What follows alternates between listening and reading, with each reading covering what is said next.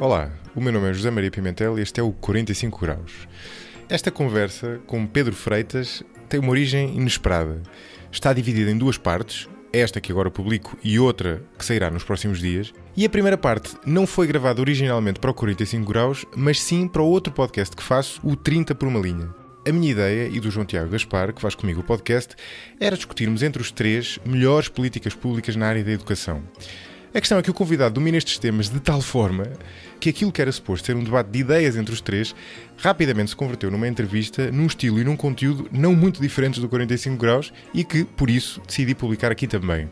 De caminho, e porque houve vários temas que ficaram ou por tratar ou por aprofundar como eu gostaria, decidi convidar o Pedro Freitas para gravarmos uma segunda conversa, desta vez propositadamente para o 45 Graus, que sairá nos próximos dias. Mas vamos por partes. O convidado, Pedro Freitas, é doutorando em Economia na Nova SBE, onde é membro do grupo de investigação Nova Center for the Economics of Education, que tem desenvolvido investigação muito inovadora e transversal na área da economia da educação. Como dizia, aliás, o João Tiago, a economia da educação é uma das áreas das ciências sociais que tem produzido resultados mais interessantes nos últimos anos. E isto acontece, acrescento eu, porque a investigação em economia da educação expandiu-se daquilo que era, até há não muito tempo, um foco estrito em questões económicas relacionadas com a educação, como a procura e oferta por serviços educativos, para um tipo de investigação mais abrangente que aplica as metodologias e as abordagens da ciência económica no estudo de diversos temas desta área, tentando medir e comparar, por exemplo, o valor acrescentado dos professores ou a eficácia de diferentes modelos educativos. Nesta dupla conversa com Pedro Freitas, abordámos então políticas públicas na área da educação, especificamente políticas que permitam criar uma escola pública simultaneamente melhor e mais inclusiva. Melhor porque, apesar dos progressos recentes que as avaliações internacionais assinalam, persistem várias lacunas que afetam a qualidade do ensino em Portugal, particularmente o ensino público. Para as ultrapassar é preciso conseguir motivar melhor os professores, distinguir aqueles que são melhores, atrair mais pessoas para a profissão e, sobretudo, tornar as escolas melhores a ensinar e mais adaptadas às realidades locais com que têm de lidar.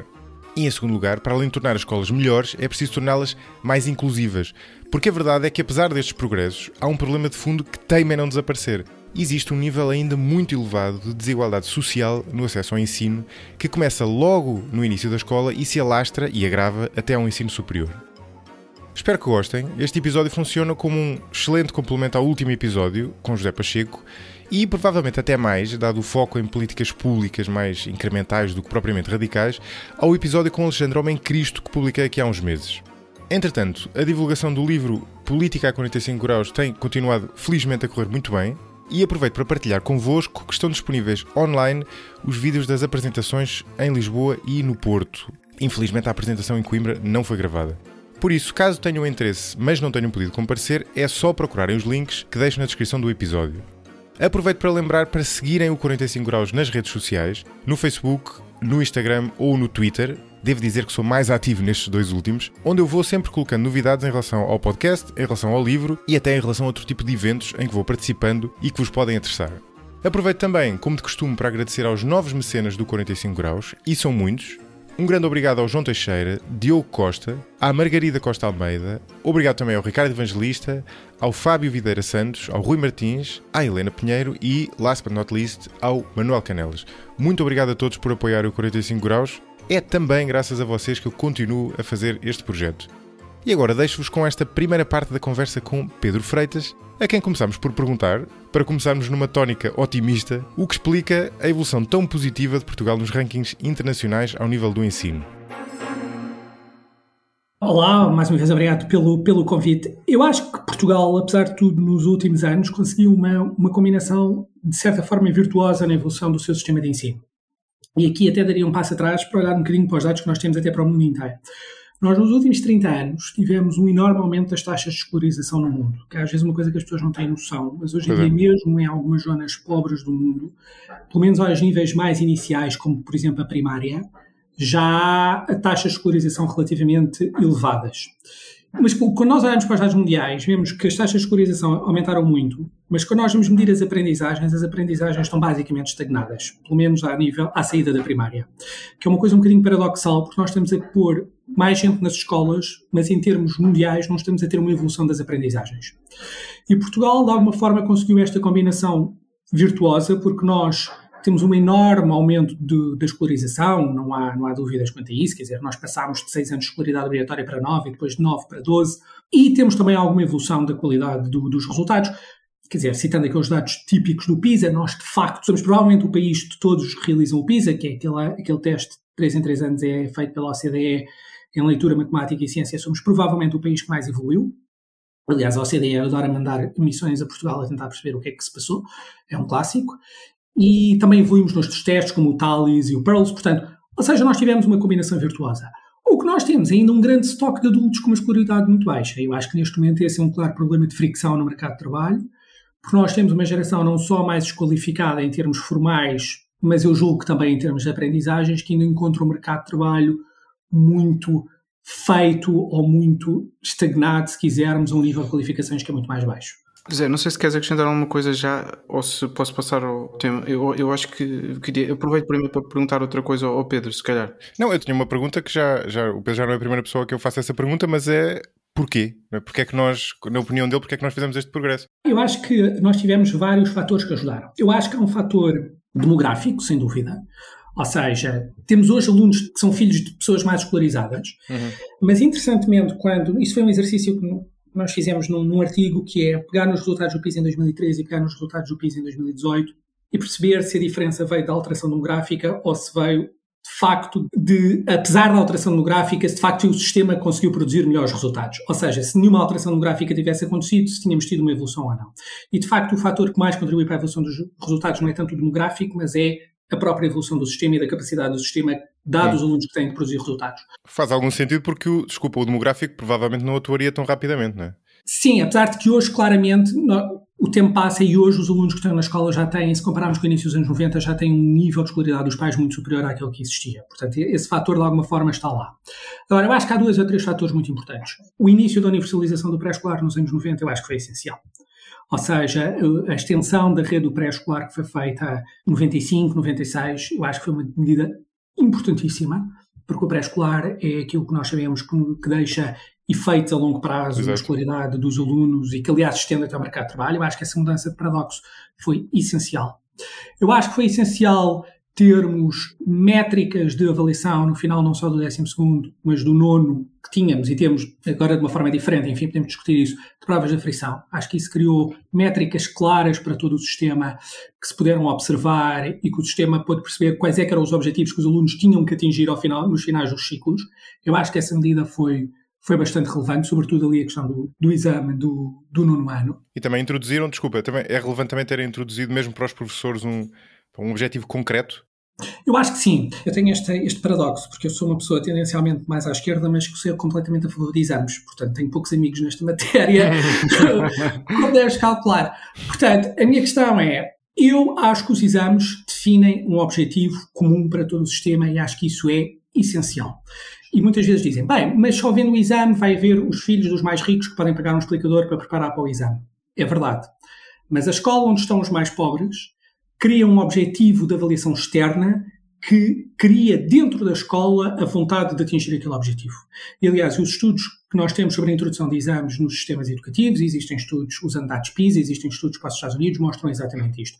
É que o efeito existe, e existe sobretudo para aqueles que vêm das camadas mais pobres, das escolas mais pobres, exatamente por causa disso. Porque para aquelas escolas cria um fator externo, visível, que lhes cria os incentivos para poderem atingir um objetivo. Eu acho que isso foi essencial. E depois, eu acho que durante este período, claramente, houve uma série de medidas ao nível da leitura, da matemática, etc., que progressivamente foram claramente fazendo o seu caminho.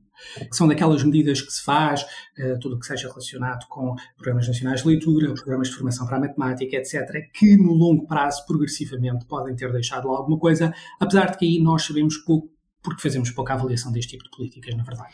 Ok, já agora, e pegando aí no assunto da desigualdade que mencionavas, eu acho que uma das coisas que não suscita tanto debate como deveria em Portugal é um pouco a assimetria entre a qualidade do ensino público e privado, por um lado, não é? Que acaba por gerar um ciclo vicioso, que é as pessoas de meios socioeconómicos mais elevados tendem a colocar os filhos no privado, porque acham, e se calhar têm razão, que assim lhes dá uma educação melhor, e isso faz com que a escola pública deixe de ter pais de meios socioeconómicos elevados, criando aqui uma espécie de ciclo vicioso em que ficam só as pessoas com pouco capital social ou com pouca capacidade reivindicativa, não é? E isso acaba por prejudicar os filhos dos mais pobres, né? Mesmo que os seus pais não tenham o capital reivindicativo que outros pais teriam, os outros pais com outros meios não estão na escola. E para além disso também existe, e tu tens estudado muito isso, segregação não só entre privado e público, mas também dentro das escolas públicas. E já agora outro tipo de segregação dentro das escolas públicas, há vários tipos de desigualdades no nosso sistema, não é? Existe também, num certo sentido, entre turmas, e só quem nunca andou na escola pública é que não compreende o que eu estou a dizer. É sabido que há sempre a turma, para facilitar aqui, fazer uma imagem, que é a turma dos filhos dos professores, dos médicos e dos advogados, e eu estou à vontade para dizer isto, o meu pai é médico, e depois há as outras turmas, não é? Eu também estou à vontade. Portanto, basicamente há vários tipos de segregação entre privado e público, para sistematizar, entre diversas escolas públicas, nomeadamente por bairro, não é? E depois entre diferentes turmas dentro da mesma escola pública. E também, obviamente, é este tipo de desigualdade que faz com que haja depois escolas públicas que, sobretudo nos grandes centros urbanos de Lisboa, Porto, Coimbra, consigam competir, até ter melhores resultados nos exames que te falavas, do que alguns colégios privados com propinas caras. Portanto, tu tens estudado muito esta questão da segregação. Como é que achas que isto tem evoluído? Eu vou pegar nos dois ângulos que tu falaste, ou seja, primeiro entre escola pública e escola privada. Houve uma métrica que saiu ano passado, que ser os rankings. Os rankings têm imensos defeitos, mas também têm virtudes. Eu acho que a informação que os rankings têm tem limitações e nós devemos trabalhar sobre a forma como lemos os rankings, mas acho que esta informação deve ser divulgada e deve existir. Depois podemos discutir como é que ela é apresentada. Mas há uma métrica que saiu ano passado, acho que foi no Expresso, que mostrava a quantidade de escolas públicas no top 50 dos rankings no final do início secundário, portanto, quando os rankings começaram a ser divulgados no início dos anos 2000 e hoje. E enquanto que eles eram cerca de metade, portanto, já há cerca de 20 anos, hoje em dia apenas 6 escolas públicas estão no top 50. E eu acho que, independentemente das falhas que os rankings têm, eu acho que isto é um problema.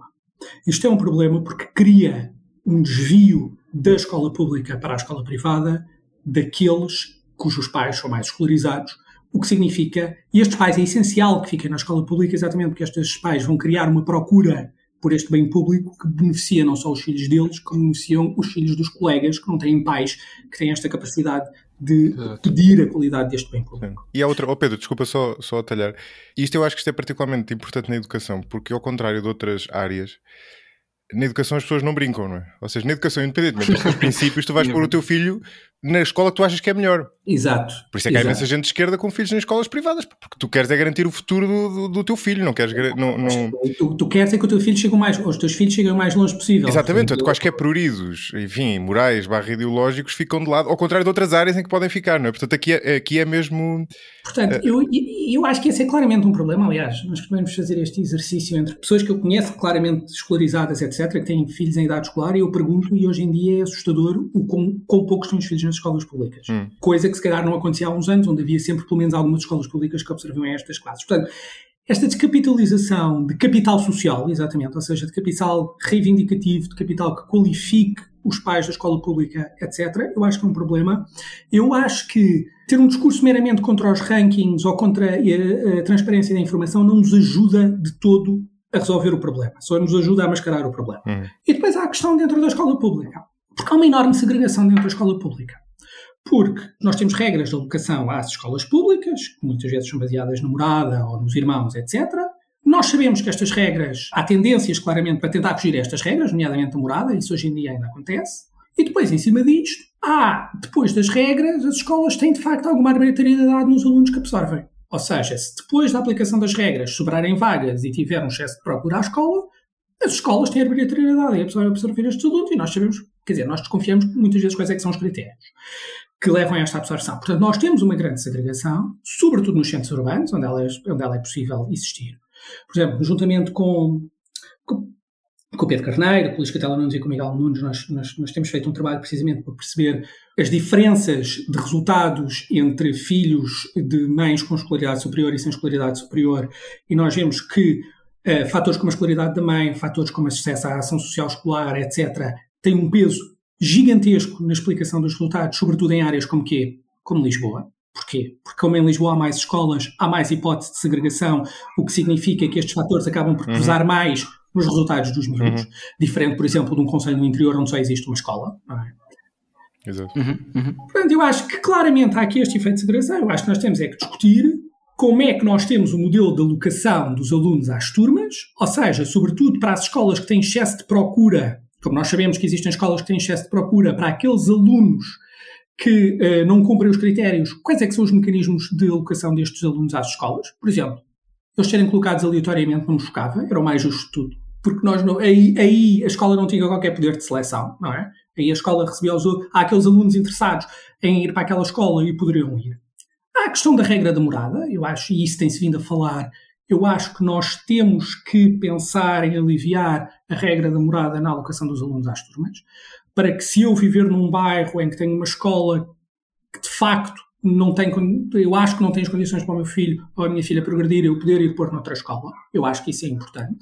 E depois há a questão das turmas dentro das escolas, que de facto há uma grande arbitrariedade e nós sabemos, mas aí, mais uma vez, aí até há outro fator, eu diria, que é, nós temos hoje no sistema muitos alunos com necessidades educativas especiais. Nós não fazemos muitas vezes ideia, mas o número de alunos com necessidades educativas especiais nos últimos anos aumentou imenso no sistema de ensino público. Eu penso que ele quase que dobrou. Tentando pensar no número, eu penso que passámos tínhamos em 17, 18, 80 mil e 5 anos antes eram 60 mil. Portanto, temos muitos alunos com necessidades educativas especiais. Estes alunos com necessidades educativas especiais, muitas vezes, devem levar à redução do número de alunos de turma. E isso muitas vezes não acontece. Ou seja, nós temos que pensar, nós temos um enorme bloco de alunos que são hoje referenciados como alunos de necessidades educativas especiais. Como é que os vamos alocar às turmas? Se queremos, e o que é que isso significa em termos de tamanho de turmas, dado que essa redução de tamanho de turmas normalmente não acontece? E a todos os outros, como é que os distribuímos? E aí há imensa literatura científica sobre se devemos distribuí-los aleatoriamente, devemos colocá-los os melhores com os melhores ou os piores com os piores, porque às vezes não é linear. Às vezes não é linear o que é melhor, porque pode ser melhor pôr os melhores com os melhores e os piores com os piores, porque assim os professores podem pensar no ensino que fazem, especializar o ensino daquelas turmas para aqueles níveis. Ou, se os alunos estiverem mais em torno da média, se calhar mais faz sentido é distribuí-los aleatoriamente, porque mais ou menos todas as turmas vão ser iguais. Mas isso depende de cada escola para cada escola, e isso há imensa literatura sobre efeitos de competição. E a literatura não aponta numa direção mais ou menos clara? O problema da questão dos efeitos de pares é que os efeitos de pares são muito aquilo que nós chamamos de não lineares, não é? Ou seja, há alguma evidência que, de facto, colocar os melhores com os melhores e os piores com os piores, apesar de tudo, pode ser bom. Porquê? Porque tu consegues adaptar o ritmo da tua aula àqueles alunos que tens à frente. Contudo, se tiveres uma escola que não tem estas pontas, ou seja, que não tem claramente alunos muito bons e claramente alunos muito maus, e se vieres mais para... Se tiver tudo em torno da mediana, então se calhar faz sentido distribuí-los de igual forma em torno das turmas. Mas aí depende do perfil que tu tens dentro da escola, não é? Portanto, não é sempre a mesma coisa. Pedro, isto é sempre uma pergunta complicada, mas eu acho que há alguma sabedoria a tirar daí. O que é que nós podemos tirar das experiências de outros países para resolver este problema? Né? Que possa mais ou menos ser transplantado para Portugal? Eu desconfio que isto tem algum... O problema da segregação entre escolas? Sim. Da desigualdade em geral, se quiseres. Nós temos que pensar num equilíbrio, que é, obviamente que deve continuar a haver dentro de cada escolas faixas que são reservadas para pessoas que vivem perto, porque são alunos pequenos, muitas vezes, ou, por exemplo, se eu já tiver um filho numa escola, obviamente para não termos pais a distribuir filhos por 5 escolas pela cidade. Mas aqui eu mais uma vez digo, se nós tivermos uma escola que depois de preencher os alunos com estes critérios, tiver excesso de procura, e isto existe, porque muitas escolas muitas vezes não enchem apenas com aquilo que têm de pessoas que vivem naquela zona ou irmãos. Portanto, se houver procura em cima disto, eu acho que nós temos que pensar que aquela escola, a capacidade de seleção daquela escola dos alunos em excesso de procura deve ser limitada. Porque, obviamente, o que estas escolas depois vão fazer é escolher consoante o perfil dos alunos e vão escolher os melhores alunos, aumentando a segregação. Portanto, este parece-me claramente um ponto. Ou seja, quando há lugares vagos e ainda há procura, qual é que é o mecanismo de alocação? Tornar mais transparente do que aquilo que é hoje. Segundo ponto, como eu estava a dizer, eu acho que nós devemos dar algum grau de liberdade superior para além da morada do aluno. Ou seja, permitir que os alunos tenham mais, e as suas famílias tenham mais liberdade de querer colocar os seus filhos onde mais o desejarem. Eu acho que a competição não é a bala de prata do sistema. Há algumas pessoas que às vezes acham que a competição entre escolas vai resolver os problemas todos. Eu não acho que vai resolver os problemas todos. Mas acho que haver a possibilidade de uma família poder encontrar outro projeto educativo com o qual se identifica numa escola e poder ter ter uma saída da escola ao qual o aluno estava reservado é muito importante. E nós sabemos, e isso é a literatura, sobretudo para os Estados Unidos, que não é só a escola, mas é o efeito do bairro à volta da escola que tem um efeito decisivo sobre a evolução daqueles miúdos ao longo da vida. E se houver uma família que queira quebrar este ciclo, noutra escola fora da sua zona, eu acho que isso deve ser possível fazer. Sim, inclusivamente há evidência empírica. Eu lembro da Susana Peralta há pouco tempo citou isso para Paris, não é? Porque, até do ponto de vista da especulação imobiliária existe alguma evidência do impacto das escolas, não é? E da morada. Totalmente, sim. Aliás, se tu fores hoje a uma imobiliária nos Estados Unidos, tu tens lá o ranking da escola. Pois, exato. Portanto, ou seja, ver a informação das escolas é bom, mas depois esta informação é absorvida por toda a gente, não é? Portanto, hoje entras num site para comprar uma casa nos Estados Unidos e tem lá o ranking que se a escola está no Tier 1 ou no Tier 2 ou o que seja. Portanto, mas Pedro, já agora só uma dúvida a esse propósito, porque os Estados Unidos, apesar de tudo, obviamente também é um sistema extremamente assimétrico, não é?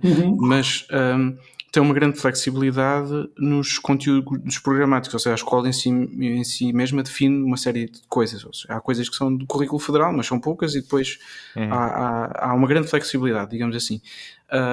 Portanto, a concorrência que mencionavas e que muitas vezes em Portugal é apontada como sendo a solução para todos os males, a panaceia, cá em Portugal seria tão relevante a concorrência? Eu sou obviamente a favor da concorrência e da competição entre serviços públicos, mas estou só aqui a fazer um bocado o papel de advogado do diabo. Se o nosso sistema, apesar de tudo, do ponto de vista curricular, pelo que sei, é mais centralizado, essa concorrência em si mesma fará assim tanta diferença? Mas tu podes ter, ou seja, a tua possibilidade de poderes ter o teu filho num outro sítio pode ser não só porque as escolas podem ter especificidade do seu projeto educativo, mas também podes querer. Não é só por causa do currículo, no fundo. Podes querer que o teu filho esteja com outros colegas, numa outra situação, com outros professores, e eu não estou a dizer que as escolas em bairros problemáticos são todas más, isso não é de todo verdade, gostaria de deixar isso claro, há imenso bom trabalho feito, mas também há trabalho que não é bem feito, e eu posso não querer estar preso a uma escola que eu acho que não funciona, e posso querer pôr o meu filho noutro sítio, independentemente do currículo ser o mesmo. Portanto, isso é... Quer dizer, o currículo é a base. Tu depois, a forma como o dás e a forma como geres a escola é outra camada totalmente diferente. O que eu acho interessante aqui no ensino, até do ponto de vista quase conceptual, é que o ensino, se quisermos, é um bom exemplo das virtudes e limitações do mercado. Né? Porque, por um lado, nós queremos que ele esteja montado de tal forma que os pais mais interessados possam agir escolhendo as escolas e, portanto, dirigindo recursos para as melhores escolas. Mas, por outro lado, isso tem uma série de limitações. Tem limitações de desigualdade, se nós quisermos, porque esse comportamento vai aumentar ainda mais o fosso entre os pais informados e os pais desinformados, ou entre os filhos dos pais informados e dos pais desinformados. E, por outro lado, tem efeitos de segunda ordem que, a certa altura, se podem tornar perniciosos, porque isto, até certo ponto, é bom, mas a partir de certo ponto começa a ser mau, porque tu já vais atrás dos rankings e é sempre a mesma escola, e cria-se uma endogamia, e depois, se calhar, já nem estás a selecionar determinadas características na escola que não são necessariamente boas para os teus filhos. É uma escola que é muito boa a cumprir determinados, a fazer tic em determinadas caixinhas, mas que se calhar não está necessariamente a criar o mais valor a prazo para o teu filho. E isto torna este problema até do ponto de vista conceptual e sobretudo para economistas como tu e como eu, mas também tu fazes investigação nesta área, cria aqui um desafio grande, não é? Porque não é nada fácil, eu imagino, destrinçar estas componentes todas, porque muitas delas têm efeitos de segunda ordem e sobretudo desfasados no tempo. Não é? Então, deixa-me exatamente ir a essa questão de, por exemplo, nós permitirmos que os pais possam colocar os seus filhos noutras escolas, que não seja do seu bairro, e indo claramente aos efeitos bons e maus que isso pode ter. Sobre os filhos desses pais, pode ter efeitos claramente positivos, porque os leva para uma outra escola, onde podem ter maior rendimento, etc. Por sua vez, pode ter um efeito de maior segregação. Por isso é que esta política não pode ser feita sozinha. Vou dar um exemplo. Se faz uma política destas, em primeiro lugar, tens de garantir que os pais estão suficientemente informados sobre onde é que podem colocar os seus filhos. Os pais não têm toda a mesma informação sobre como jogar com o sistema, não é? Quer dizer, as moradas falsas aparecem sobretudo em determinado tipo de pais e não noutros.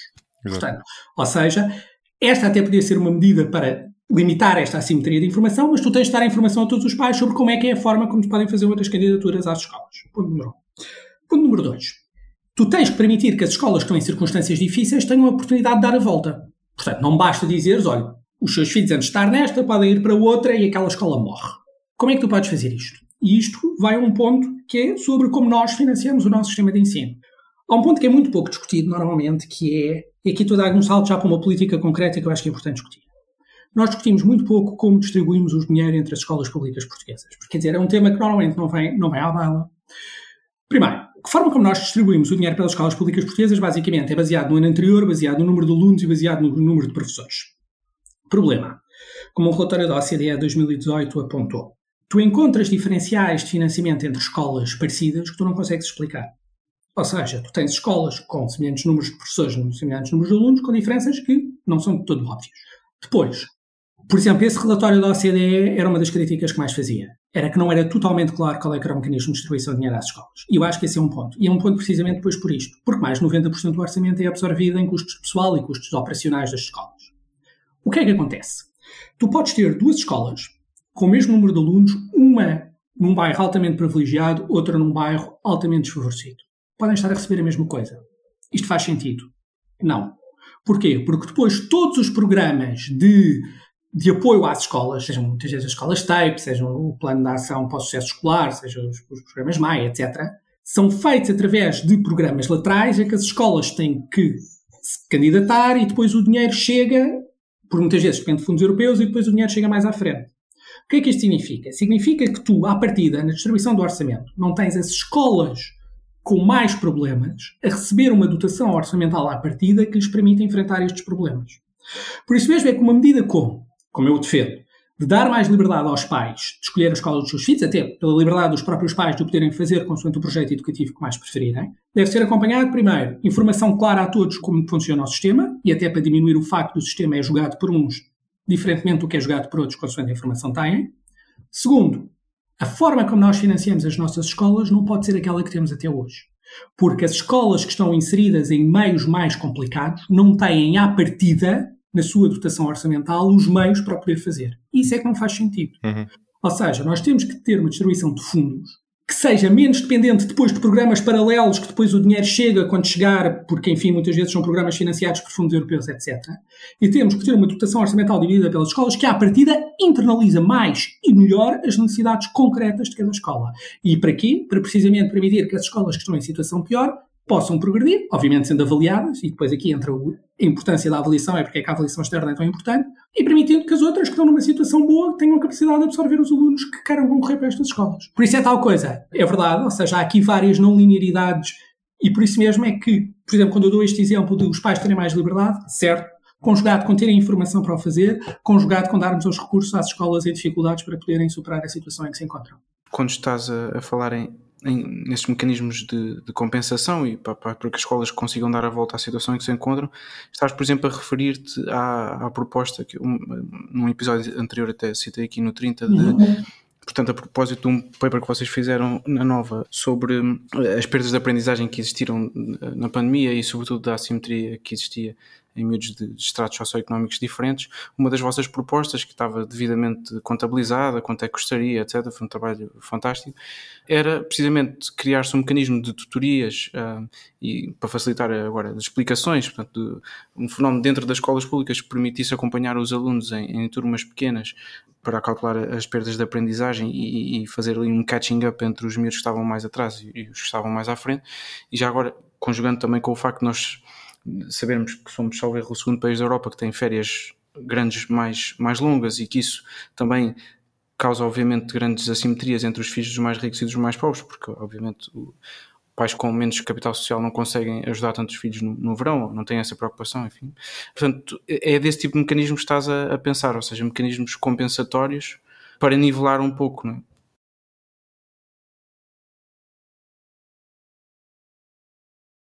Exato. Eu continuo a ser um grande defensor das tutorias por duas razões. Primeiro, porque há uma escola sombra em Portugal gigantesca chamada mercado de explicações, e é um mercado que não chega a toda a gente, é óbvio, e que cria uma assimetria gigantesca, e eu acho que antes de despendermos as nossas energias durante horas a falar sobre se os exames devem existir ou não existir, ou se os rankings devem existir ou não existir, eu acho que devíamos estar a discutir o que é que faz com que os resultados sejam diferentes entre grupos sociais, e claramente a escola sombra, que é as explicações, é uma forma. E nós fizemos exatamente essa proposta, que era para trazer essa escola sombra para dentro da escola, sobretudo para aqueles que não têm acesso. E depois, a segunda razão pela qual eu continuo a ser um grande defensor dos programas de tutorias é porque a evidência de que funcionam continua a aumentar.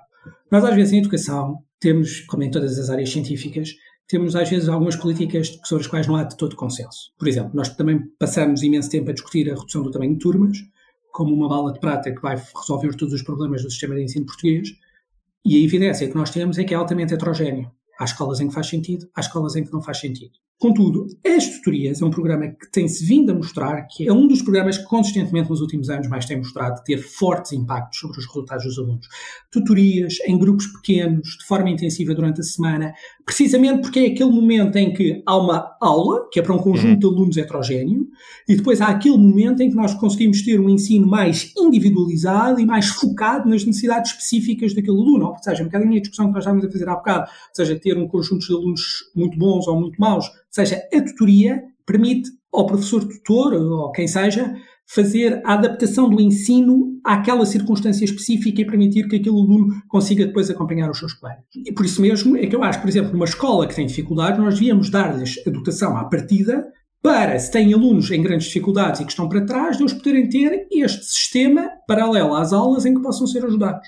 Isto porque, e esta é outra das razões pelas quais nós também defendemos as tutorias, as escolas públicas portuguesas hoje em dia não têm capacidade para o fazer. E não têm capacidade por vários motivos. Primeiro, temos um corpinho docente, não é nada contra os professores que temos hoje, pelo contrário, mas é uma circunstância, é um corpo docente envelhecido e que passou por muito durante estes 2 anos, que eu acho genuinamente que já não tem capacidade de, em cima daquilo que faz, ir fazer ainda programas intensivos de recuperação de alunos. E depois, porque precisamente a escola, e muitas vezes estes professores, para além das aulas, estão em trabalho administrativo, trabalho burocrático, etc. Ou seja, precisamos depois deste reforço, sobretudo nas escolas que mais precisam, de programas que nós sabemos cientificamente que funcionam e que podem agora, Pedro, suprir uma das lacunas que temos hoje no sistema, que é uma escola sombra que só chega a alunos. Está envelhecida e provavelmente já não teria condições, até presumo pela burocracia a que está sujeita, não é? Para fazer esse tipo de tutorias. Como é que achas que podíamos resolver a situação? Contratando sangue novo, ou seja, para fazer especificamente esse trabalho, ou seja, seriam professores especializados nesse tipo de acompanhamento? Ou eu, por exemplo, devo dizer que na faculdade tive aulas com 2 modalidades, digamos assim, em plenário e depois tutoria especificamente, aquele modelo inglês típico, e havia professores que, aquilo basicamente são um conjunto de skills diferentes, não é? Pelo menos parecia-me a mim na ótica do utilizador, havia tipos que eram fabulosos em tutorias e não tantos numa aula grande, e quase que se especializavam, e eu acho que aquilo realmente funcionava bem um bocado por esse motivo. Não é? Eu acho que a vantagem de criar este que já existe, que é este caminho de professor-tutor, é que dentro dos professores-tutores nós podemos ir buscar um maior leque de candidatos do que professores. Por exemplo, vou dar um exemplo. Durante a pandemia, houve um estudo muito conhecido da Michela Carlana em Itália, em que, com os alunos sem aulas, ela fez um emparelhamento com uma série de estudantes universitários. Portanto, para aulas de matemática, eles eram emparelhados com estudantes universitários das áreas de matemática, etc. E seguiram estes alunos durante a pandemia, e aquilo até eram tutorias online, e o impacto naqueles alunos no final da pandemia foi muito forte. Ou seja, aqueles alunos que receberam aquelas tutorias destes alunos universitários foi muito significativo. E o que eu acho é que nós, nestes professores tutores, podemos claramente ter aqui um leque maior, ou seja, nós precisamos de pessoas que tenham, obviamente, conhecimento científico naquilo que estão a lecionar, sem dúvida, mas acho que não precisamos a lecionar, ou que estão a apoiar, se quisermos, mas acho que não precisamos do caminho típico que temos hoje para ter acesso à carreira de professor, portanto, ou seja, temos mais onde recrutar. Sendo que depois há outra das vantagens que eu acho de um programa de tutorias deste género, que é o seguinte: se desse conjunto de professores tutores haja alguns que depois de facto queiram seguir a carreira de professor, como é possível, eu acho que isto até permite aqui uma passagem transgeracional de conhecimento. Porquê? Nós temos professores com muitos anos de carreira na escola, com muita experiência, e talvez a única coisa boa que nós podemos tirar desta situação em que estamos, e que vai ser uma situação difícil de falta de professores, é como é que nós vamos pegar no fundo de capital acumulado durante tantos anos e vamos, de alguma forma, tentar fazê-lo passar para os novos professores que estão a chegar às escolas. E se nós, de facto, tivéssemos entre estes professores tutores depois um conjunto de professores tutores que quisessem seguir a carreira de docência, ou seja, de lecionar as aulas típicas em sala de aula, eu acho que claramente este trabalho de proximidade com os professores nas escolas seria bom para haver aqui uma passagem intergeracional. Primeiro que nós precisamos, porque nós vamos precisar de professores, e depois para não desperdiçar este capital humano que está à beira de se reformar. Portanto, até em termos de timing, um programa de tutorias intenso poderia ter esta vantagem de ajudar na transição que vamos precisar dos próximos 10 anos, que é a transição de uma classe docente que quase 40% se vai reformar, basicamente. Sim, por acaso isso é uma boa ideia. E aliás, salvo erro, nós temos menos de 1% dos professores abaixo de 30 anos. É o número. Sim, citei é na altura menos de 1%. Sim, é transversal a todos os ciclos de ensino. Portanto, ou seja, desde o pré-primário até ao secundário, tu tens menos de 1%. Eu acho que no secundário tens um bocadinho mais, tens tipo 1,3%, mas quer dizer, é muito, muito baixo. Sim, é material, sim. E permite também ter, enfim, receber pessoas ou selecionar professores por outras vias, não é? sem ser através de uma única via que inevitavelmente tem as suas limitações. É um tema um bocadinho polémico, porque normalmente as pessoas tentem-se acantonar em um dos dois lados, que é a formação pedagógica que temos é a única que é possível e, portanto, não podemos pensar noutra. Ou um bocadinho o inverso, que é a formação pedagógica não interessa nada e o que interessa é a formação científica. Eu acho que, honestamente, nós temos que encontrar exatamente o ponto de equilíbrio destes dois lados, que é a formação científica para mim é essencial. Eu devo dizer que no meio deste debate sobre a falta de professores já circulou por aí uma ideia de, nos cursos de acesso ao ensino básico, deixar de exigir o exame nacional de matemática, e não é sequer de matemática A, é de uma das matemáticas, matemática A ou matemática B ou matemática aplicada às ciências sociais. Eu acho isso uma medida péssima, portanto, acho que é uma medida que circula, que obviamente quer baixar os padrões de exigência de entrada em cursos de ensino básico, que é assim, para ter mais pessoas a entrar, mas nós estamos a falar de pessoas que vão ensinar matemática aos alunos nas escolas, portanto, acho que esse é um ponto essencial. Portanto, a formação científica sólida é essencial e deve lá estar. Agora, eu acho que nós temos de discutir é como é que damos a formação pedagógica. Eu acho que deve haver formação pedagógica, eu sobre isso não tenho qualquer dúvida. Agora, acho que, como se tem discutido, podemos ter uma formação pedagógica em exercício, ou seja, podemos ter estas pessoas a ter uma formação pedagógica e em paralelo já tomar algumas das turmas. Cá está, com o apoio destes professores mais velhos que estão a sair das escolas e que podem ser um apoio importante nesta transição.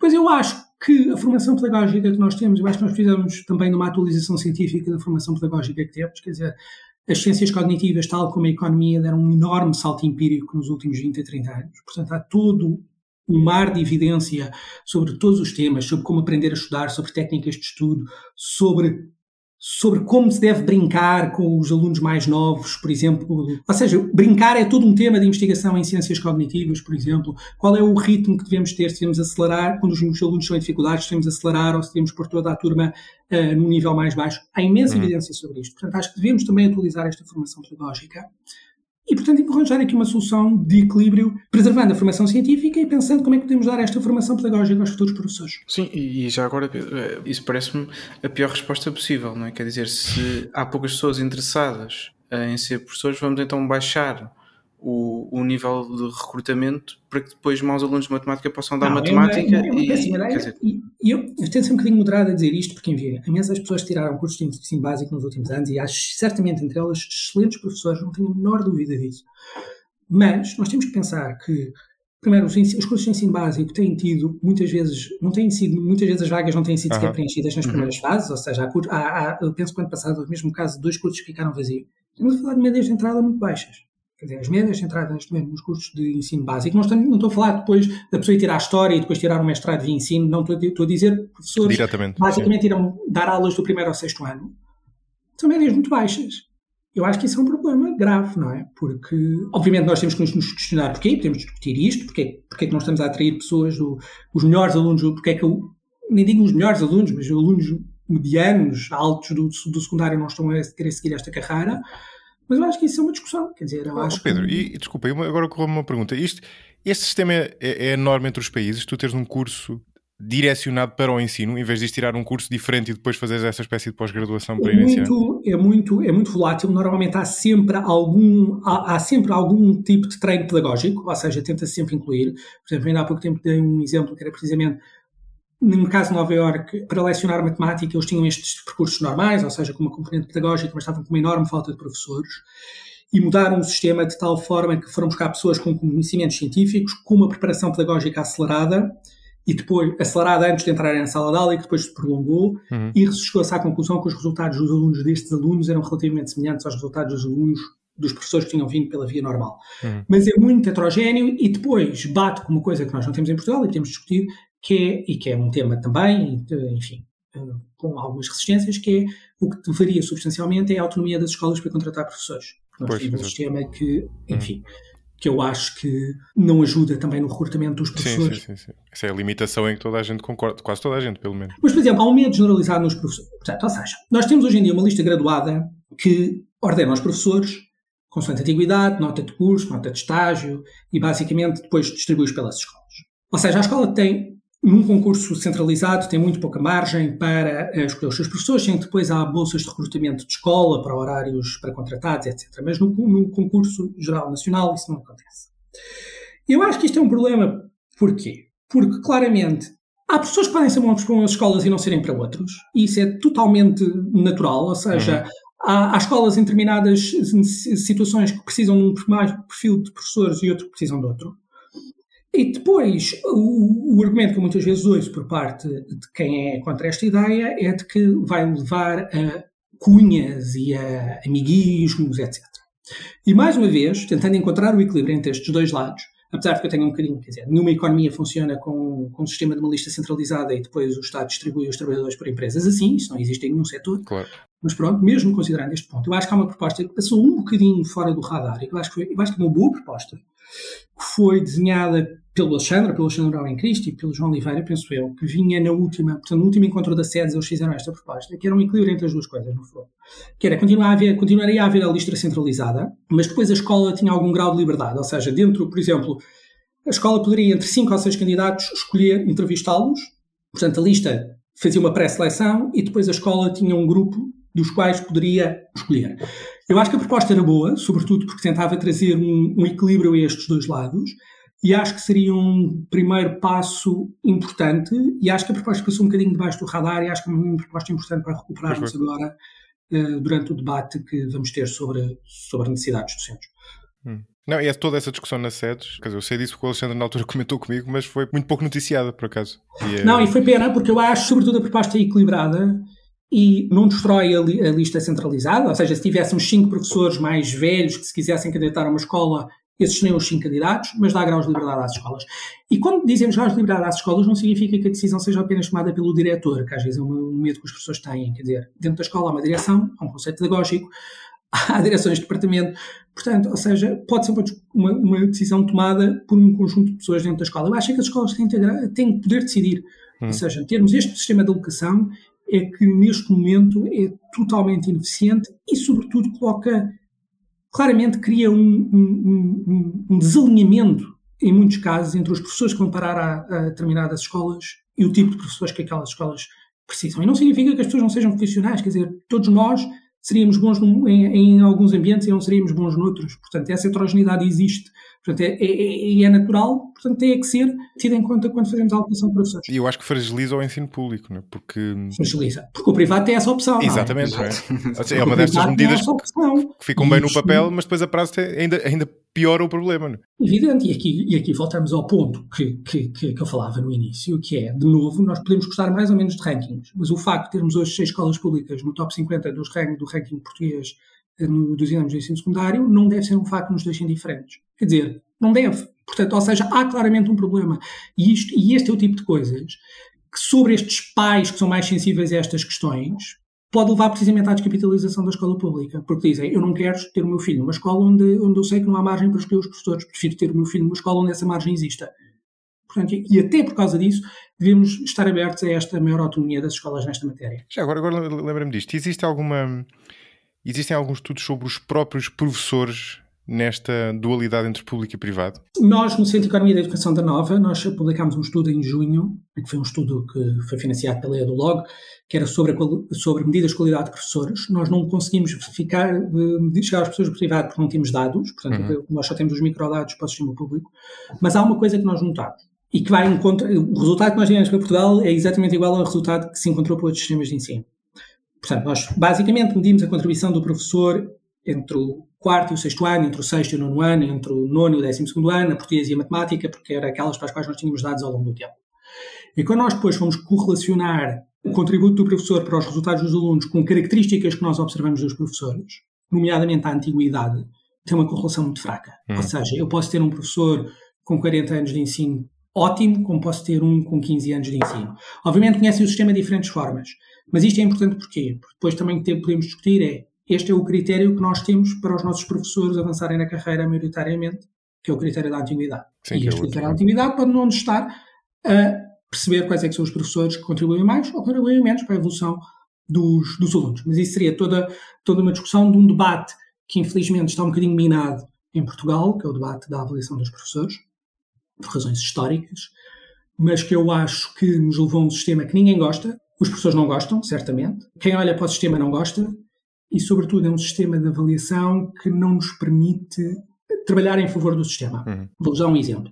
Eu, se por exemplo for um professor que tive uma boa avaliação a trabalhar numa escola problemática, e se quiser mudar para outra escola, as escolas que me poderão recrutar nunca saberão se eu fui um bom ou mau professor. Ou seja, a minha avaliação não é nenhum critério no momento de mudança de escola.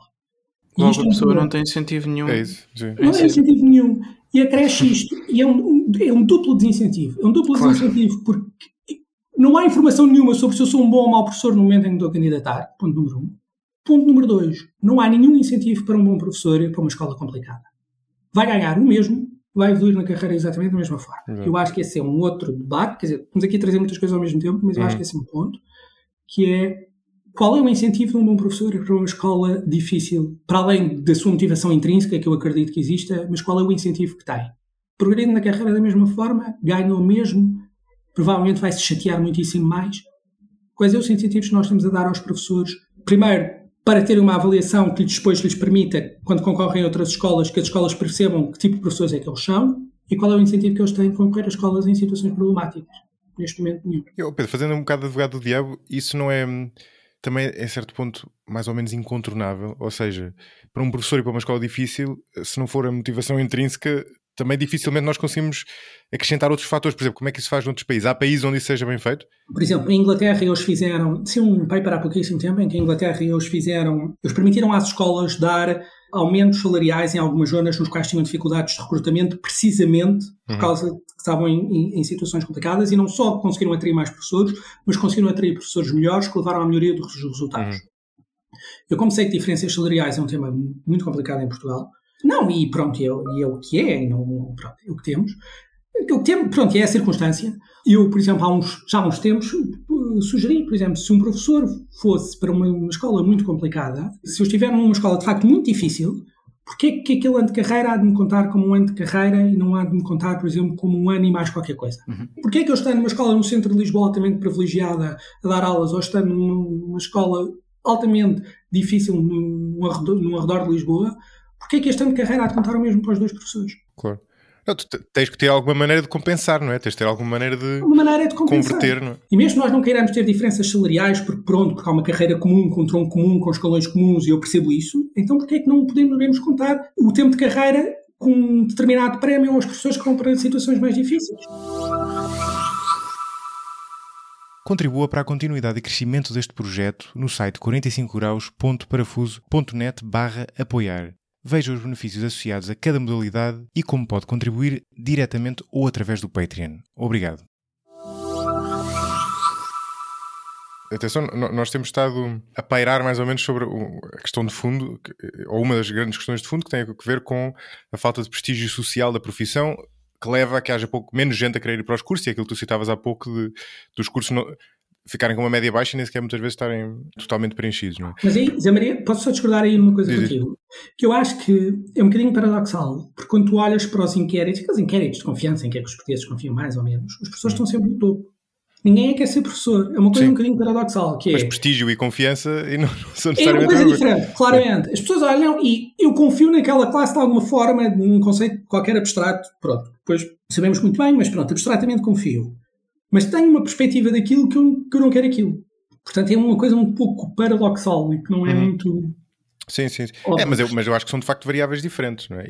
Sim, são variáveis diferentes. Parte da explicação poderá vir ou vem seguramente de tu teres mais autonomia, ou seja, algo que não custaria mais a resolver, não custaria mais dinheiro a resolver, e é porque a autonomia dá-nos esse locus de controle, dá-nos motivação, o facto de tu, seja uma escola, ou seja quem gera aquela escola, seja os próprios professores mesmo, muitas vezes terem mais autonomia pedagógica sobre aquilo que estão a ensinar, e o ensino, que já passou por essa experiência das coisas mais motivadoras que a pessoa pode fazer, porque tu conseguires ensinar e sentes ali o impacto imediato ou quase imediato daquilo que estás a fazer, é muito mais motivador que outro tipo de ocupações que pagam melhor. Mas por outro lado tu tens que ter alguma maneira de diferenciar professores consoante o impacto que eles têm, por muito dificilmente mensurável que isso seja. Eu dou muitas vezes o exemplo, porque enfim, foi uma experiência que eu tive e é um exemplo tão gritante que eu me lembro várias vezes dele. Eu tive no ensino secundário, eu andava numa escola pública, mas lá está, destas escolas públicas que pelo seu enquadramento, enfim, geográfico, não é, na cidade, era uma escola relativamente privilegiada. E, portanto, por norma, tinha bons professores. Mas ainda assim notava-se muito este efeito de que eles não eram especialmente beneficiados por serem melhores ou piores. E eu, na disciplina de História, eu tive, provavelmente, o pior professor que tive na vida no 10º e no 12º ano e o melhor professor que tive na vida no 11º. Uhum. E o resultado foi absolutamente indiferente a qualidade que ambos tiveram a ensinar. Até foi pior para o do 11º, mas isso tinha que ver com a situação dele, que era... Eu não fazia parte dos quadros, isto é, não era alguém dos quadros da escola. Mas é gritante e estamos a falar de uma escola um ambiente relativamente privilegiado, socioeconómico, digamos assim, não é? Portanto, não se pode dizer que isto seja um problema dos pais ou de outras causas mais de fundo. É mesmo da estrutura do sistema em que a pessoa que dava as aulas do 11º ano investia muito mais, preparava as aulas muito melhor, isso notava-se.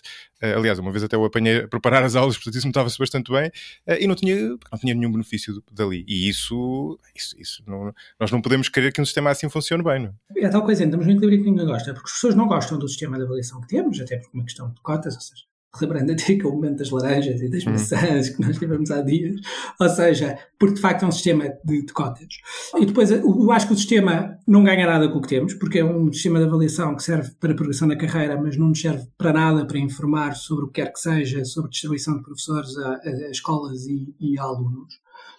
E depois, eu acho que quando nós formos discutir o sistema de avaliação, mais uma vez, sempre a dimensão de que temos que gerar aqui vários equilíbrios. Claramente, nós não podemos ter um sistema de avaliação, nós temos um sistema de avaliação que consuma excessivamente do ponto de vista burocrático aos professores. Uhum. Isso já é um problema. Por sua vez, e isso nós sabemos da literatura, nós quando vamos avaliar professores, há uma coisa interessante que é, se nós olharmos só para uma ou duas métricas, por exemplo, se olharmos só para as notas dos alunos ou se olharmos só para a opinião do diretor acerca do professor, se calhar estas duas métricas têm muito ruído para medir a qualidade do professor. Nós pegamos nestas duas e fomos pegar mais a opinião dos colegas e se fomos buscar mais uma avaliação, por exemplo, dos materiais dos professores, etc. Ou seja, se tivermos um conjunto de métricas alargado, o que nós vimos, é uma experiência feita nisto nos Estados Unidos, que é de onde a literatura de qualidade de professor deu um grande salto nos últimos anos, quando nós conjugamos várias métricas de avaliação, a probabilidade que estamos de facto a medir a qualidade do professor aproxima-se muito mais. Portanto, nós precisamos de um sistema que seja diverso nas métricas, portanto, ou seja, teria que ser sempre plurianual, ou seja, um professor não é avaliado não só por um ano, mas é avaliado por um conjunto de coisas ao longo dos anos, até para diminuir a carga burocrática que os professores teriam na avaliação ao longo do tempo. E era daqui que poderia, de facto, sair, primeiro, um sistema de avaliação que diferenciasse, e eu acho que esse é um ponto importante, ou seja, não termos uma distribuição em que 100% da escola é excelente ou 100% da escola é péssima, porque como às vezes, enfim, se calhar temos como resultado do que temos agora, e um sistema de avaliação que depois informa. Depois informa as escolas no momento do recrutamento, um sistema de avaliação que sirva também, obviamente, para termos carreira, mas um sistema de avaliação que ajude os próprios professores. A formação contínua dos professores hoje em dia, os professores têm que fazer formação contínua com acreditação, porque depois tendo um determinado número de créditos é o que lhes permite também subir de escalão. A formação contínua, hoje um professor pode fazer formações contínuas, mas completamente desligadas daquilo em que tem mais necessidades. Por exemplo, imaginemos que claramente o que se identifica não é tanto a minha qualidade científica, mas é a minha qualidade de produzir materiais que os alunos consigam apreender. Isso é totalmente indiferente para a formação contínua que eu vou fazer. Ou imaginemos que é o contrário, que um professor é ótimo a fazer PowerPoints e materiais, mas claramente tem lacunas de formação científica. É totalmente indiferente para a formação contínua que o professor está a fazer.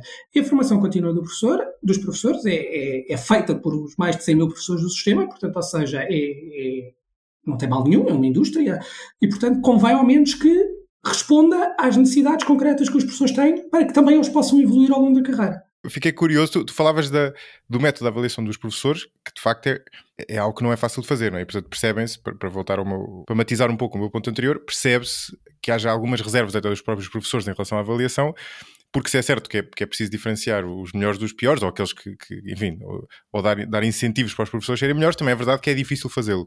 Tu falavas desse sistema mais ou menos multifatorial, que é interessante, de facto faz sentido, mas eu fiquei com a dúvida de qual é a fórmula que depois se usa. É uma média e, portanto, potencialmente influenciável por valores extremos, é uma mediana, enfim, é uma coisa mais ou menos ponderada, porque também depende daí, não é? Não querendo agora ir aqui muito ao detalhe, mas também depende daí como é que tu relacionas as várias componentes dessa avaliação, não é? Neste paper conhecido, que é o MAP Project, que é basicamente um programa que foi financiado aqui há uns anos, brutalmente pela fundação do Bill e da Melinda Gates, precisamente para perceber como é que se media a qualidade do professor, mas depois como é que se poderia de facto construir métricas para observar. Eles retiraram várias métricas, eles depois compendiaram aquela métrica numa espécie de índice e depois, ou seja, aquilo depois correlacionava-se com a qualidade do professor. Depois, obviamente, há uma afinação de quanto é que tu queres dar a cada um dos fatores. Neste caso, basicamente, cada coisa valia mais ou menos o mesmo, não é? Mas, obviamente, depois isso é uma decisão política, ou seja, se queres privilegiar mais a opinião do diretor, se queres privilegiar mais os resultados dos alunos, se queres privilegiar mais os materiais, mais as aulas observadas, etc. Mas isso aí é uma afinação, eu diria, quase de política. Eu devo dizer que neste aspecto até estou particularmente à vontade, porque este tipo de exemplo que eu estou a falar, por exemplo, do Math Project, é um exemplo em que a qualidade dos professores era medida através da sua qualidade pedagógica. Por exemplo, o famigerado sistema de avaliação, que basicamente afundou a discussão sobre a avaliação de professores já há cerca de 15 anos, em 2005. De facto, um dos graves problemas que aquilo tinha era que aquilo não era baseado, ou seja, não era exatamente a qualidade pedagógica dos professores que estava a ser avaliada. Ou seja, aquilo dividia a carreira em dois escalões, professor titular e não professor titular. Portanto, era um modelo que em si também não era bom. Portanto, eu neste aspecto, devo dizer que estou à vontade, porque eu não gosto do modelo de há 15 anos, não gosto do modelo de hoje, e odeio ainda mais não haver nada. Portanto, ou seja, eu acho que nós temos que pensar qual é que é o modelo que nós queremos construir que de facto consiga medir a qualidade pedagógica dos professores. E depois já agora dar condições às escolas para que a aferição da qualidade tenha repercussões, não é? Claro. Porque, caso contrário, depois também só cria desmotivação àqueles que foram bem avaliados. Mas aí é o tal ponto. Nós, quando estamos a dar autonomia às escolas, para, por exemplo, terem que contratar professores, nós depois temos que ter métricas para conseguir avaliar os resultados dos alunos. E por isso mesmo é que eu digo, não ter instrumentos de avaliação externa é estar a dar autonomia sem medir os resultados. E eu acho que essa é a pior combinação possível.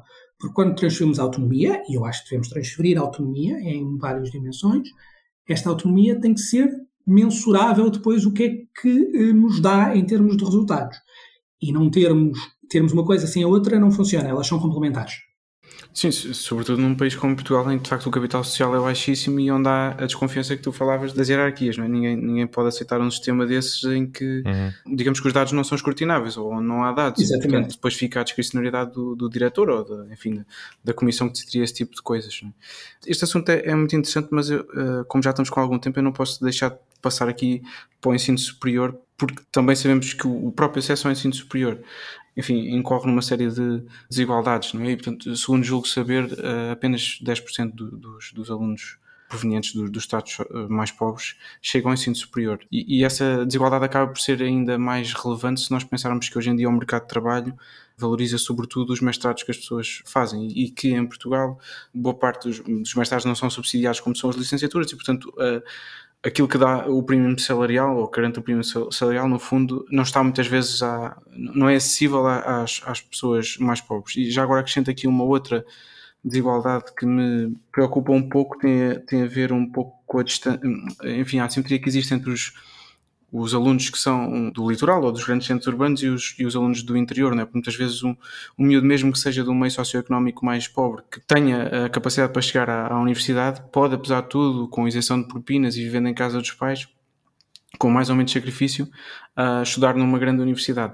Para um miúdo do interior que seja de um meio mais desfavorecido, isso é hoje em dia virtualmente impossível, porque, enfim, sabemos que os apoios que chegam sempre tardíssimo e as famílias não têm essas condições. Portanto, até desse ponto de vista geográfico há uma série de desigualdades. E por isso, Pedro, basicamente, queria perguntar o que é que nós sabemos hoje sobre as desigualdades no ensino superior português e que repercussões é que isso depois pode ter para a vida das pessoas posteriormente. Em primeiro lugar, exatamente uma enorme desigualdade à entrada. Ou seja, estavas a citar os dados que foram divulgados no último boletim do Banco de Portugal, em que apenas 10% dos alunos que são filhos de pais com uma escolaridade inferior ao 9º ano chegam ao ensino superior.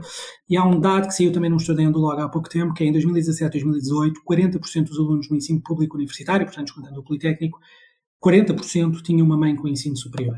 A média da escola pública é 20%, portanto é o dobro. Pois. E eu devo dizer que estou completamente... a escola onde eu estudo e onde leciono, a Nova, tem esta circunstância. Nós temos uma grandíssima maioria de alunos com o ensino superior e não é porque nós os escolhemos, é porque são os que se candidatam aos números clausos e entram no concurso nacional todos os anos. Eu acho que a questão das propinas é uma questão, primeiro, com uma diferenciação entre licenciatura e mestrado e depois, mais uma vez, é uma questão com uma não linearidade. Eu vou começar pela questão da licenciatura. Eu acho que a diminuição das propinas ou a eliminação das propinas ao nível da licenciatura é, neste momento, com o nível de desigualdade que nós temos no país, totalmente marginal no problema que estamos a enfrentar. Porque o problema, o que limita o acesso à entrada da licenciatura não é a propina. O que limita o acesso à entrada da licenciatura é tudo o que aconteceu nos 12 anos de escolaridade anterior e que fez com que os filhos dos mais pobres não se pudessem candidatar ao ensino superior. Eu acho que a política que nós tivemos nos últimos anos de redução das propinas, eu gostava que houvesse uma avaliação dessa medida, que reduziu a propina máxima para cerca de 600 euros. Eu gostaria que houvesse uma avaliação que nos dissesse claramente qual é que foi marginalmente o número de alunos de famílias pobres que entraram a mais no ensino superior como resultado desta política, porque nós temos várias evidências de outros países nos quais este tipo de políticas foi experimentado e o resultado foi nenhum, em termos de... Porquê? Porque o problema não está à saída do 12º, o problema está lá atrás. Depois há a questão do mestrado. Portanto, nós tivemos Bolonha e hoje em dia o mestrado é basicamente, muitas vezes em muitas áreas é obrigatório e estamos num momento em que os mestrados integrados em algumas áreas de ciências exatas estão a terminar. Portanto, ou seja, está a haver a divisão entre a licenciatura e mestrado como já existe noutras áreas científicas. E há alguns dados, eu penso que é um paper do Miguel Portela e de mais algumas pessoas do Minho que mostram que o prémio salarial no mercado de trabalho português o prémio salarial da antiga licenciatura foi substituído pelo mestrado. Eu acho que aqui é que está a questão essencial em que nos devemos focar. E o mestrado é mais caro. E o mestrado é mais caro. Portanto, aqui é que há exatamente a não linearidade que eu falava. Eu acho que a propina zero em licenciatura eu acho que não nos resolve problema nenhum, pelo contrário. Acho que nos está a descapitalizar as universidades, criando necessidades de financiamento que poderiam ir para outros sítios. Depois há a questão do mestrado. Eu acho que, obviamente, uma propina zero no mestrado também não é um equilíbrio. Acho que temos que pensar a que valores é que é possível chegar, sendo que aqui há um equilíbrio que temos que fazer. E aí, por exemplo, a minha faculdade é um exemplo.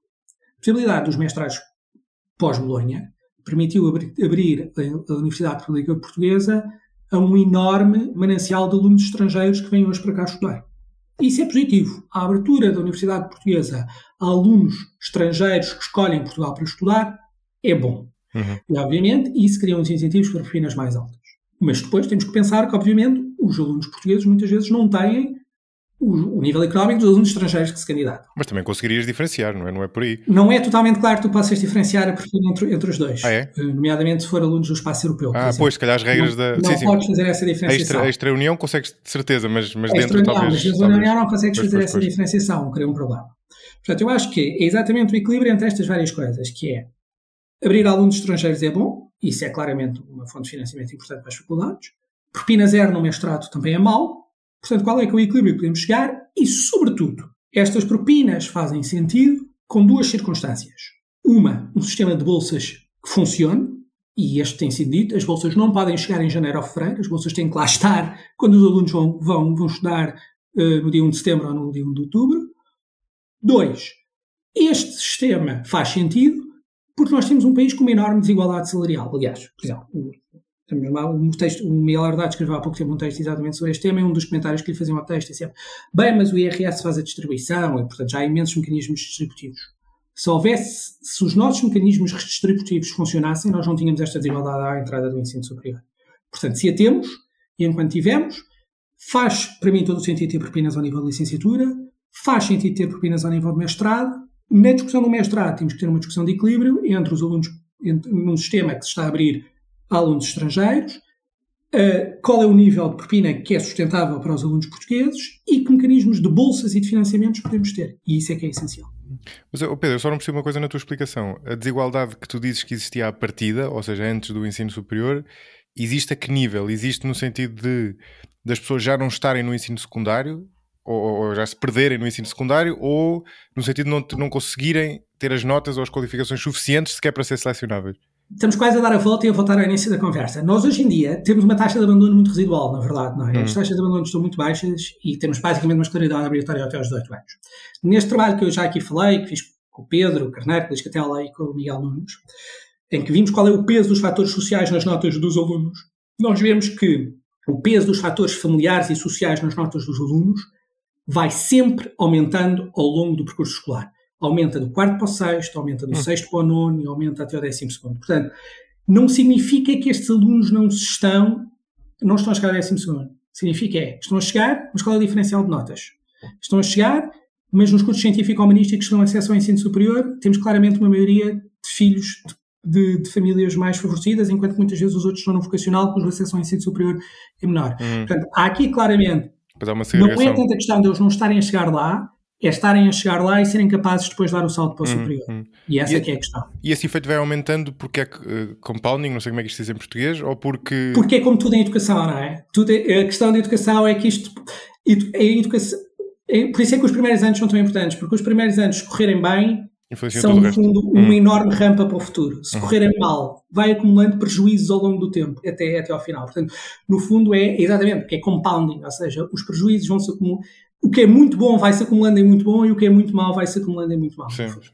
Mas a solução para isso, tu dizias que se nós tivéssemos de facto uma redistribuição, esse problema seria corrigido à partida.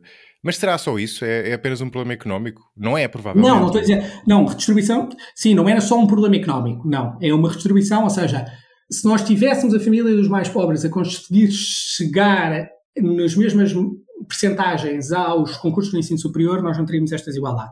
Não significa necessariamente... Que a solução seja dar mais dinheiro. As soluções é um bocadinho o que discutimos aqui. É as pessoas poderem se candidatar em outras escolas, é as escolas em zonas mais difíceis poderem receber mais fundos à partida para suprir as suas dificuldades. São programas de tutorias intensos neste tipo de escolas. E a questão é que se isso não acontecer, depois à saída do 12º continuas lá com a desigualdade. Sim. Pois, faz sentido. E eu suspeito, quer dizer, não querendo ser pessimista, mas suspeito que também há um lado disto que não é facilmente ultrapassável porque tem a ver com o nosso até tecido social, com o peso das famílias, com o facto das pessoas viverem há gerações muitas vezes na mesma cidade, não é? Tudo isso leva a que, para o bem e para o mal, a estrutura social seja menos mutável. Não é necessariamente uma conspiração, é o que é. Deixa-me dar-te um exemplo de política pública que, aliás, nós estamos a falar muito, eu acho que é uma política pública importante e temos de ter isso na cabeça. Nós temos um momento de alargamento da rede de creches, que eu sou totalmente a favor, porque o pré-escolar é essencial para o percurso dos alunos, portanto, isso não há discussão. Mas uma das coisas que a literatura do pré-escolar e de creches nos diz é o seguinte: há sempre esta questão em educação que é sempre deprimente, que é a escola conta muito menos que a família, portanto a família é sempre um fator difícil de contrariar. Mas por isso mesmo é que hoje em dia, quando pensamos em programas de pré-escolar, temos que pensar em programas que são não só dar a infraestrutura, mas dar a infraestrutura de qualidade. Há exemplos em que, por exemplo, tu deste pré-escolar, mas tinhas qualidades de educadores muito diferentes entre zonas pobres e zonas ricas, e isso fez todos melhorar, mas fez a divergência aumentar. E um segundo ponto, isso hoje é muito experimentado em alguns países, eu acho que é um tema que nós também devemos pensar em articulação com a expansão do pré-escolar e da rede de creche, etc. Que é políticas de proximidade às famílias, em que, por exemplo, tu tens a criança no pré-escolar, mas depois há equipas que, por exemplo, trabalham com os pais, por exemplo, pais com pouca escolaridade. Que atividades é que eles podem fazer com os filhos em casa para os desenvolver? Que dicas é que podes dar aos pais de, por exemplo, dar-lhes livros, como já aconteceu em alguns programas, dar-lhes livros em que eles que não tinham acesso de outra forma, em que possam estar com os filhos? Dicas sobre parentalidade e ajuda nessa parentalidade nos primeiros anos. Ou seja, tu tens toda a razão no sentido que a família, infelizmente, conta muito.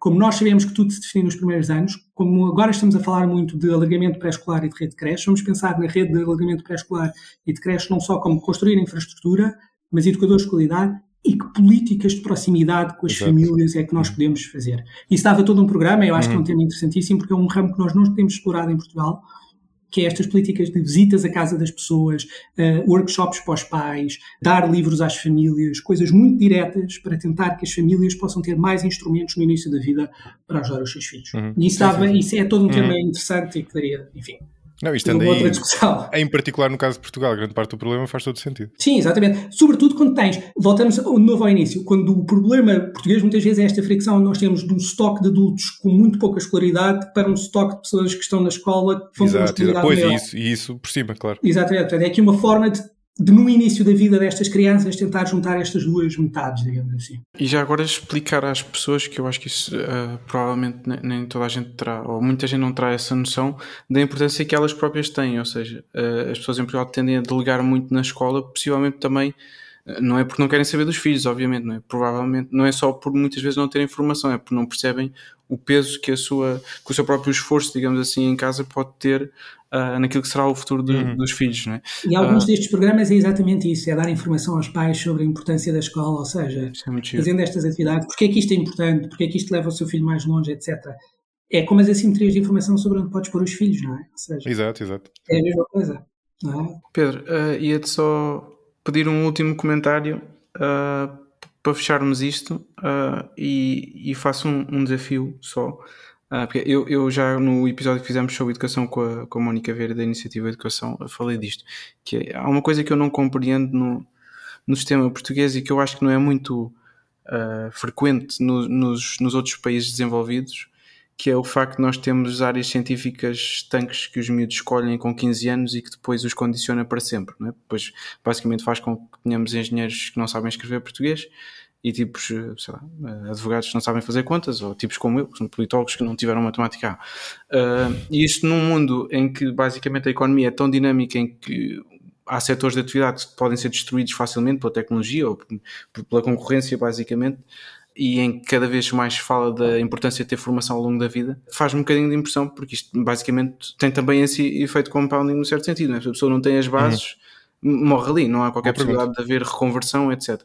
E portanto, ia perguntar se tens informação sobre isto, se isto é frequente e se também não devíamos acabar com esta, para mim, que é uma fantochada. Enfim, e já agora acabava perguntando se tivesses que sistematizar quais é que seriam as políticas públicas que implementarias depois de toda a tua explicação. Então, indo ao teu primeiro ponto, um colega meu, o Afonso Lemos, juntamente com um conjunto de pessoas da Nova, olha exatamente para essa questão, usando dados entre países, porque há países que têm essa especialização no secundário ou não. Ele, de facto, notou um impacto negativo para aqueles sistemas que têm uma maior especialização. Eu concordo, sobretudo, acho que o Ministério tem ido nesse caminho. Houve uma resolução há relativamente pouco tempo a dar mais liberdade nas escolhas das disciplinas optativas para os alunos poderem fazer entre elas. Há uma outra proposta do Conselho Nacional de Educação, já de algo, penso que no ano passado, que eu gostei particularmente, que é atrasar a escolha para o 11º ano da área, ou seja, dar um 10º ano com um tronco comum. E eu acho esse efeito importante, e acho isso ainda mais importante num subgrupo de pessoas. Portanto, nós quando estamos a discutir isto, estamos a discutir metade do sistema, que são os cursos científico-humanísticos. Há uma outra metade do sistema, hoje em dia, que é os cursos profissionais, porque temos uma escolaridade obrigatória até aos 18 anos. E há uma evidência sobre os salários do ensino profissional, que existe para Portugal, mas também existe para outros sistemas, que é o seguinte.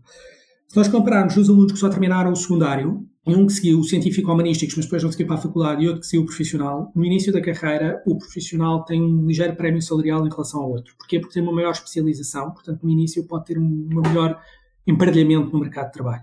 Mas à medida que a carreira vai evoluindo, o aluno do profissional, o seu prémio salarial vai caindo, e o outro que teve uma formação mais genérica, mais geral, no fundo, é que vai ter um aumento do prémio salarial. E isto leva-me à questão dos alunos do ensino profissional. Nós temos que pensar os alunos do ensino profissional no sentido, eles acabam o 12º ano, mas depois como é que os vamos conseguir ajudar ao longo da vida? Por exemplo, se eles se especializaram numa área e depois aquela área não conseguem, como é que os vamos reconverter?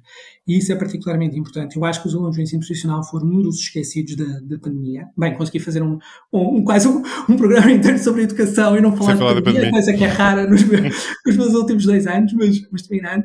Os alunos profissionais, eu acho que foram particularmente vítimas da pandemia. Estes alunos tinham muitas vezes estágios profissionais no 11º e 12º que lhes davam um emparelhamento depois no mercado de trabalho. Muitos disto não existiu. Portanto, eles entraram no mercado de trabalho sem estágios, sem práticas, que são muito importantes na área dele, turismo, restauração, etc. Portanto, é importante que nós recuperemos estes alunos, mas também, em geral, consigamos andar à procura destes alunos do profissional ao longo da vida e saber como é que os podemos reconverter caso isso seja necessário. Contra as 3 políticas, sem dúvida, pronto, como economista da educação, tenho sempre uma fixação grande por aquilo que podemos fazer nos primeiros anos da infância, porque, mais uma vez, é aquele resultado que nos mostra sempre que quanto mais investirmos nestes primeiros anos, mais retornos teremos no futuro. Portanto, e nós, ainda para mais, estamos num momento em que estamos a falar da universalização da rede de creche e do pré-escolar. Como é que o podemos fazer? Fazê-lo com qualidade é muito importante. Não basta dar infraestruturas, nós temos que dar uma educação primária de qualidade, porque é isso que a evidência que nos faz a diferença. E como é que podemos articular isso com uma política de proximidade com as famílias que mais precisam? Depois, a questão de autonomia de escola, autonomia juntamente com a avaliação, sobretudo na questão dos professores que estamos a discutir, e como é que as escolas podem perceber quais é que são os professores que são melhores para as suas circunstâncias. E depois uma medida que eu ando a arrastar há 1 ano, juntamente com uma série de outras pessoas, que é a medida das tutorias, porque acho mesmo que é uma medida importante. E acho mesmo que, dada a realidade do sistema português, neste momento, nos poderia dar aqui uma ajuda relevante. Este episódio foi editado por Hugo Oliveira. Visitem o site 45graus.parafuso.net/apoiar para ver como podem contribuir para o 45 graus através do Patreon ou diretamente, bem como os vários benefícios associados a cada modalidade de apoio. se não puderem apoiar financeiramente, podem sempre contribuir para a continuidade do 45 Graus, avaliando-o nas principais plataformas de podcasts e divulgando entre amigos e familiares. O 45 Graus é um projeto tornado possível pela comunidade de mecenas que o apoia e cujos nomes encontram na descrição deste episódio. Agradeço em particular a Ana Raquel Guimarães, Júlia Piccini, Família Galaró, José Luís Malaquias, Francisco Hermenegildo, Nuno Costa, Abílio Silva, Salvador Cunha, Bruno Heleno, António Lima, Helena Monteiro, Pedro Lima Ferreira, Miguel Van Uden, João Ribeiro, Nuno Pinheiro, João Baltazar, Miguel Marques, Corto Lemos, Carlos Martins e Tiago Leite.